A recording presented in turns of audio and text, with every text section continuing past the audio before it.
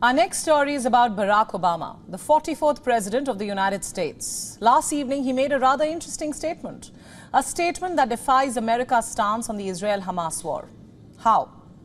Well, in his statement, Obama called upon Israel to limit civilian casualties, to learn from America's mistakes after 9/11, and abide by international law. He said not doing so could undermine Israel's long-term security. Let's take you through some excerpts from his statement.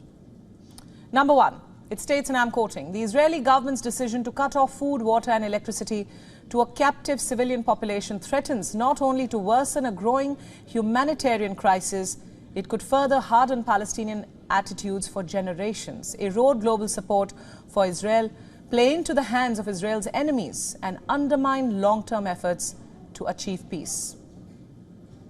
Another telling excerpt. This one talks about America's mistakes after 9/11. It states, America itself has at times fallen short of our higher values when engaged in war. And in the aftermath of 9/11, the US government was not interested in heeding the advice of even our allies when it came to the steps we took to protect ourselves against Al-Qaeda. The world is watching closely as events in the region unfold, and any Israeli military strategy that ignores the human costs could ultimately backfire. It's a loaded statement and very timely too. It came right after Palestinian health authorities in Gaza released some figures. They said that at least 5,087 people have been killed in Israeli strikes. 15,273 people have been injured. What's worse, women and children make 62% of the fatalities. Besides them, at least 35 UN relief workers working with the Palestinians have also been killed. So Obama's statement has only stressed on the real cost of this war without going into the gory details. The question is he saying what the White House can't or could not? You see, from the US President to the US State Secretary to the US government officials, they've all cautioned Israel to not be blinded by rage. But the statements fall short of mentioning what's actually happening on ground in Gaza. That said, Obama's own track record doesn't really help his case. When he was running the White House, he was often accused of not fully understanding the Israel-Palestine issue. His actions didn't really lead to peace. His administration even sought but failed to broker a peace deal between Israel and Palestinians. It was only during the Trump era where there was at least a semblance of normalcy. Whatever be the case, Obama's statement may fall short of convincing Israel to change its approach in this war. Look at this post from the IDF. It says, in the last 2 weeks, Hamas has fired 6,900 rockets from Gaza at Israel. More than 450 of these rockets landed inside Israel. Besides this, more than 1,400 Israelis have been killed in these attacks. And over 200 people have been taken hostage by Hamas. Look at this video now. It shows the chief of the General Staff of the IDF, Lieutenant General Herzi Halevi. He can be seen telling soldiers that Israel will continue its unrelenting attacks on Hamas. I'll wrap up with this. אנחנו רוצים להביא את חמאס למקום של פירוק.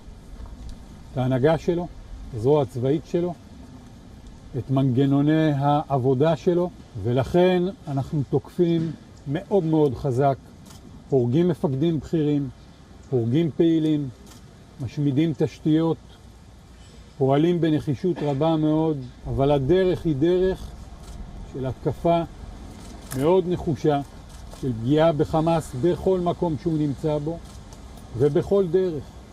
תמרון בדרום מוכן בצורה טובה מאוד. פיקוד דרום העמיד תוכניות איכותיות, יש שיקולים טקטיים, אופרטיביים, אסטרטגיים, שנתנו עוד זמן, וכוחות שיש להם עוד זמן מתכוננים טוב יותר, וזה מה שהכוחות עושים עכשיו. אני ער מאוד להתגייסות הרחבה בכל צה"ל, גם סדיר וגם מילואים, אנחנו רואים את זה בכל מקום. Joining me now to discuss this and a lot more is Morgan Veena. She is the former Chief of Staff to the U.S. Ambassador at the United Nations, Nikki Haley. Morgan is also the Vice President of Government Affairs at the Jewish Institute for National Security of America. Welcome to the show, Morgan. Thank you for having me. Morgan, what do you make of Barack Obama's statement? Is he basically saying what the White House cannot? Perhaps President Obama should, instead of putting his finger on the scale with respect to this conflict, this is more of a matter of self-reflection, an opportunity for his own self-reflection as we look to the crisis in the Middle East right now. The statement that he provided does not mention Iran once, perhaps because it was his own policy of appeasement that led to Iran's own rise to influence in the region. In 2012, President Obama pursued a policy of appeasement. First, he failed to enforce his own red line when the Iranian-backed Syrian regime used chemical weapons on its own people. And then in 2015, he he kicked the nuclear can down the road with respect to Iran's nuclear program and the Joint Comprehensive Plan of Action.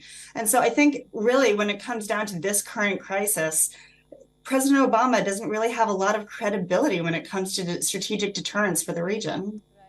Morgan, let's talk about the leaders who will be gathering later today at the UN to discuss the war. The situation in Gaza is currently alarming. Will there be any resolution? We know that there is a humanitarian catastrophe in Gaza as of now. Indeed, the humanitarian crisis is very regrettable. I would note that this is the deliberate attempt by Hamas to use civilians as human shields. These terrorists relish in the fact that these civilians are suffering. Babies on ventilators are suffering because Hamas refuses to even allow their own people security and move to the south. I think it's really important to note here that the United Nations is a hotbed of anti-Israeli bias. I don't see the United Nations being a solution to this conflict. Calling for a ceasefire right now when Israel needs to prosecute this war and defend its own people and its territory, I think is inappropriate at this time. The United States and others have said that Israel needs to, they have Israel's back, and Israel needs to take care of this threat against their people on their own schedule. Right, Morgan, thank you so much for all those insights, and thanks for joining us on Gravitas tonight. Thanks for having me. WION World is now available in your country. Download the app now and get all the news updates on the move.